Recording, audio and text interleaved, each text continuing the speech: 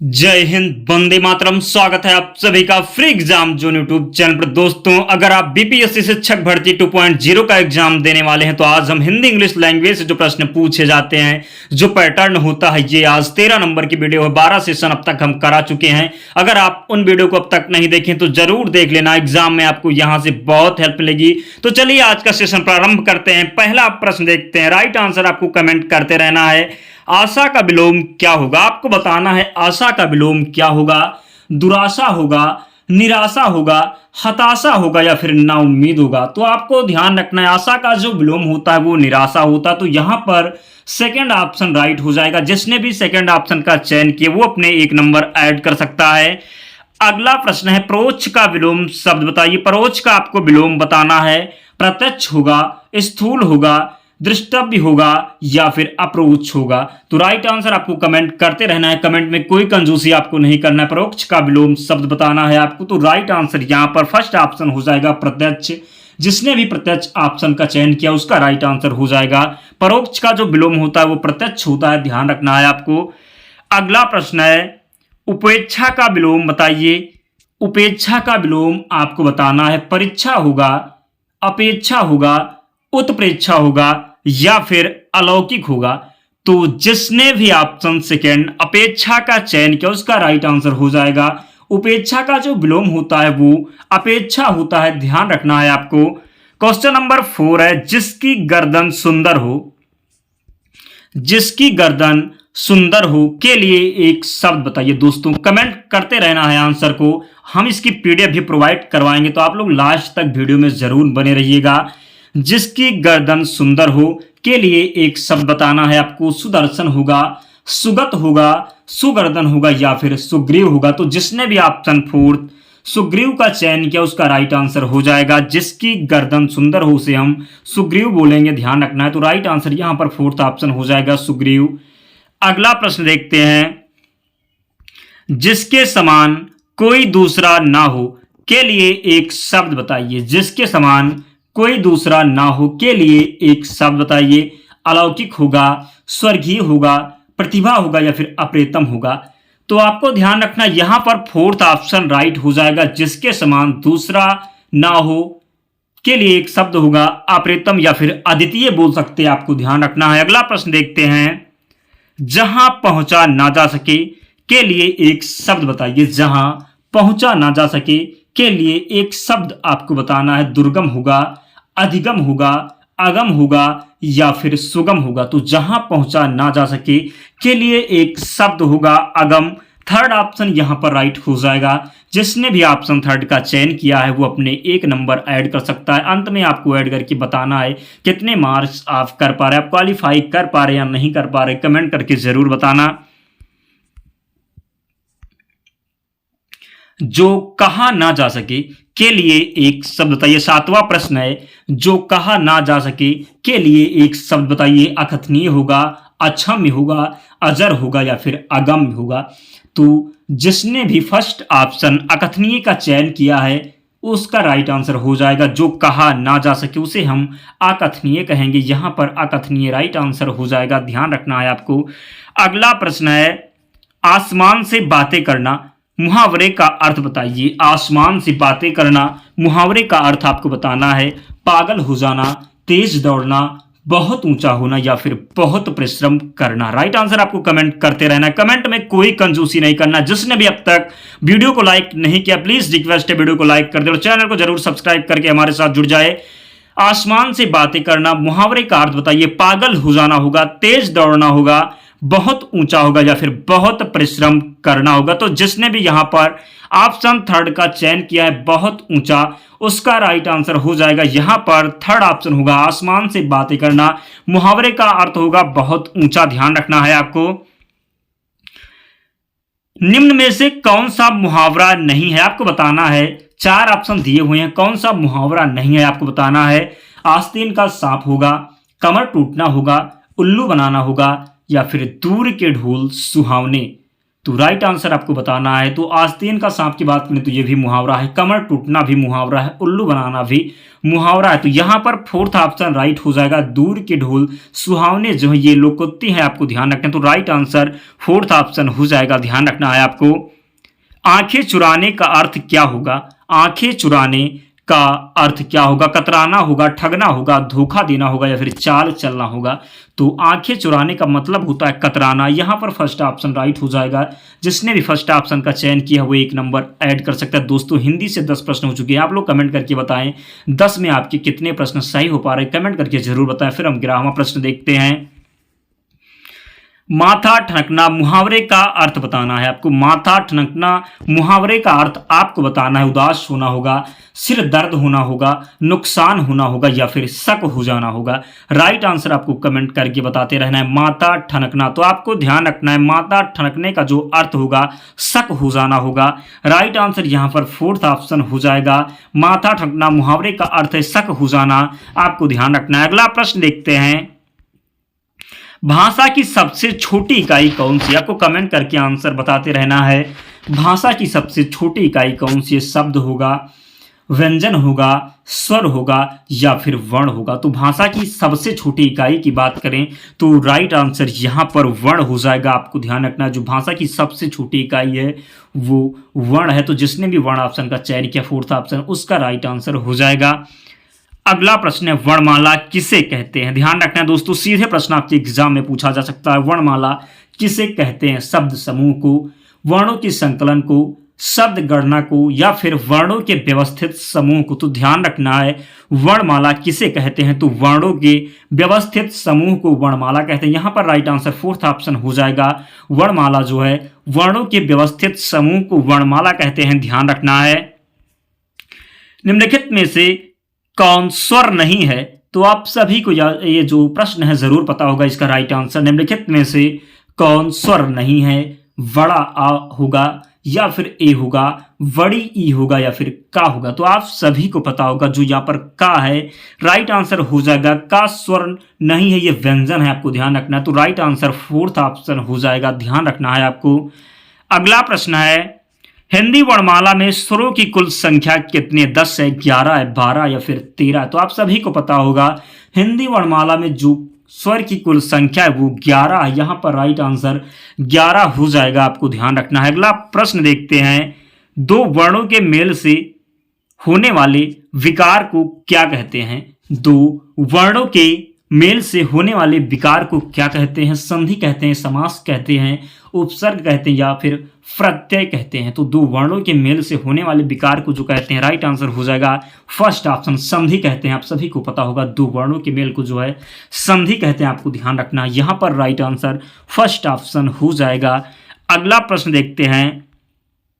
संधि कितने प्रकार की होती है? 1 प्रकार की होती है, 2 होती है, 3 होती है या फिर 4 होती है। तो राइट आंसर आप लोग कमेंट करके जरूर बताएं।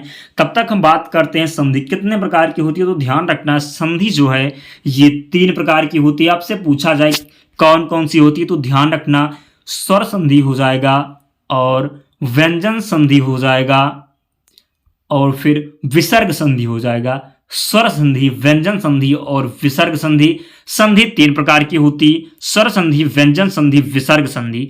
और हम बात करें स्वर संधि की तो स्वर संधि के 5 प्रकार होते। ध्यान रखना है आपको, स्वर संधि के जो हैं 5 प्रकार होते। बात किया जाए कौन कौन से होते तो दीर्घ संधि, गुण संधि, वृद्धि संधि, जड़ संधि और अयाद संधि, आपको ध्यान रखना है। अगला प्रश्न देखते हैं।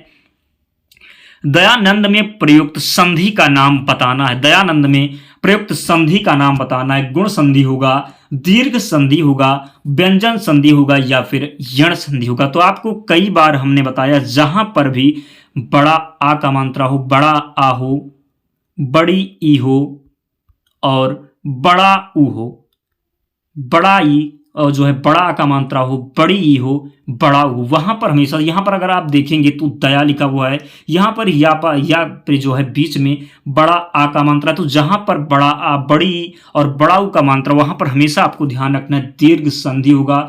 आपसे कभी गलती नहीं होगी, आपको ये ट्रिक ध्यान रखना है। दयानंद में जो प्रयुक्त संधि है वो दीर्घ संधि हो जाएगी, आपको ध्यान रखना है। अगला प्रश्न देखते हैं।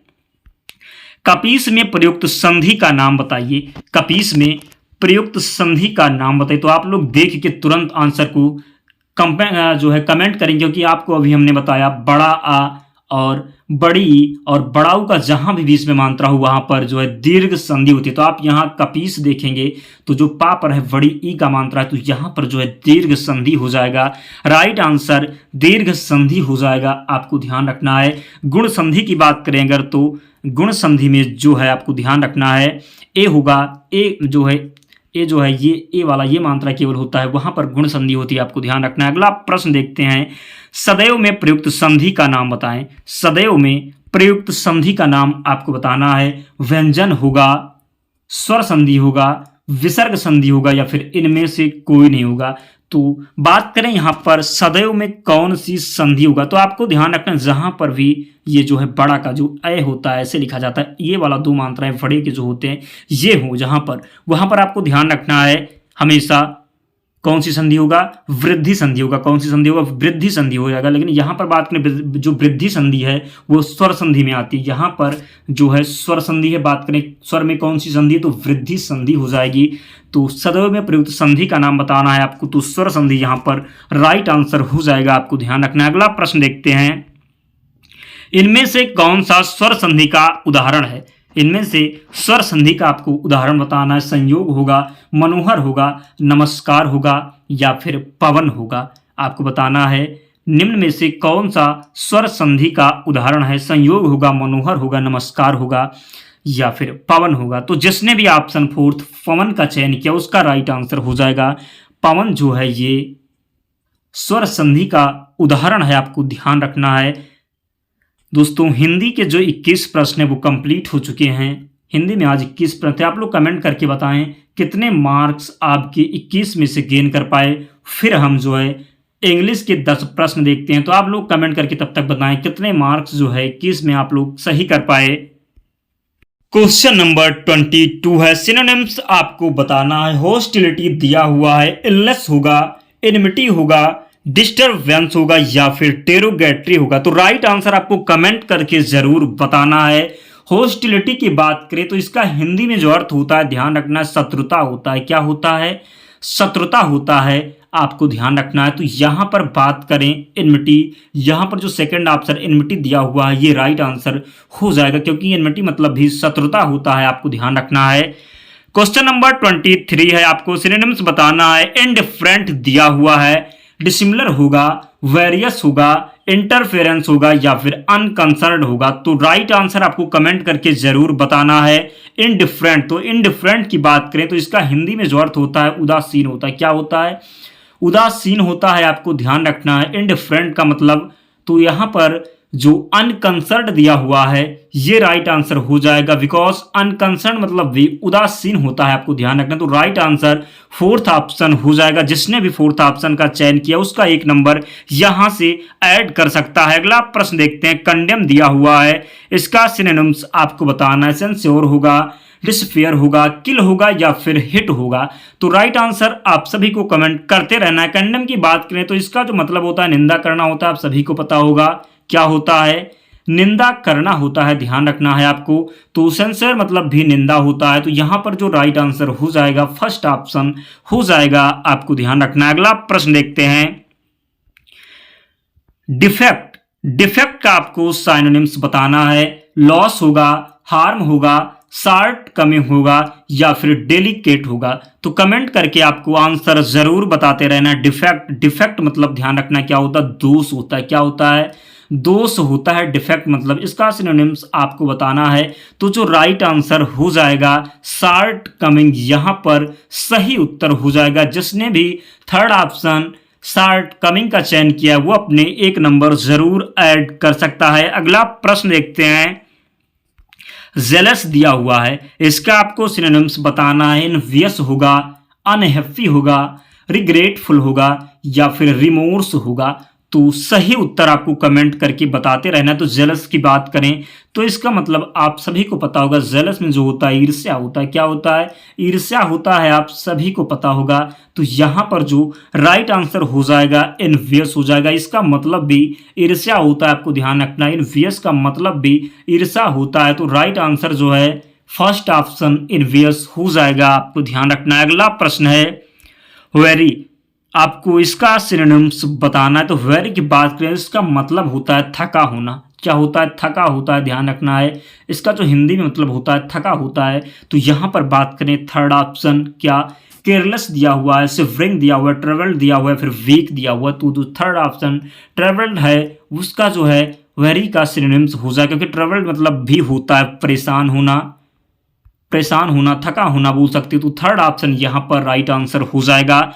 अगला प्रश्न है प्लॉजिबल का आपको सिनोनिम्स बताना है। फ्रेजिंग टेस्ट होगा, सीमिंगली ट्रू होगा, मैनेजेबल होगा, कैन नॉट बी प्रूव्ड होगा। तो प्लॉजिबल की बात करें तो इसका मतलब होता है प्रशंसनीय। क्या होता है? प्रशंसनीय होता है, आपको ध्यान रखना है, प्रशंसनीय होता है प्लॉजिबल का मतलब। तो इसका जो सिनोनिम्स हो जाएगा आपको ध्यान रखना है सीमिंगली, क्या हो जाएगा? सीमिंगली ट्रू यहाँ पर जो है सही उत्तर हो जाएगा, आपको ध्यान रखना है। अब हम वन वर्ड सब्स्टिट्यूशन को देखते हैं, आपको राइट आंसर कमेंट करते रहना है। One who practices one of the fine arts, one who practices one of the fine art, one word substitution आपको बताना है। पेंटर होगा, आर्टिस्ट होगा, डिजाइनर होगा या फिर आर्किटेक्ट होगा। तो राइट आंसर आपको कमेंट करते रहना है। तो यहां पर one who practices one of the fine art, उसको हम बोलते हैं आर्टिस्ट, यहां पर सही उत्तर हो जाएगा। सेकंड ऑप्शन आर्टिस्ट का जिसने भी चयन किया उसका राइट आंसर हो जाएगा। अगला प्रश्न है दोस्तों, जिसने भी अब तक वीडियो को लाइक नहीं किया प्लीज आपसे रिक्वेस्ट है आप लोग वीडियो को जरूर लाइक कर दें और चैनल को सब्सक्राइब करके हमारे साथ जुड़ जाएं। Related to moon one word substitution आपको बताना, सोलर होगा, मूनी होगा, लूनर होगा या फिर हनीमून होगा।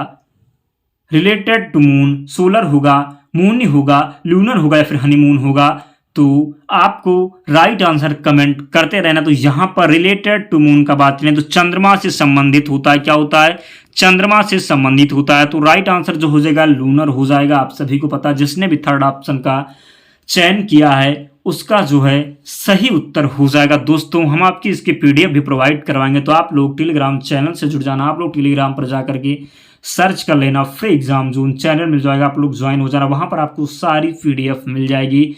तो मिलते हैं अगले वीडियो में, तब तक पढ़ते रहिए, ध्यान रखिए अपना, स्वस्थ और सुरक्षित रहिए। जय हिंद।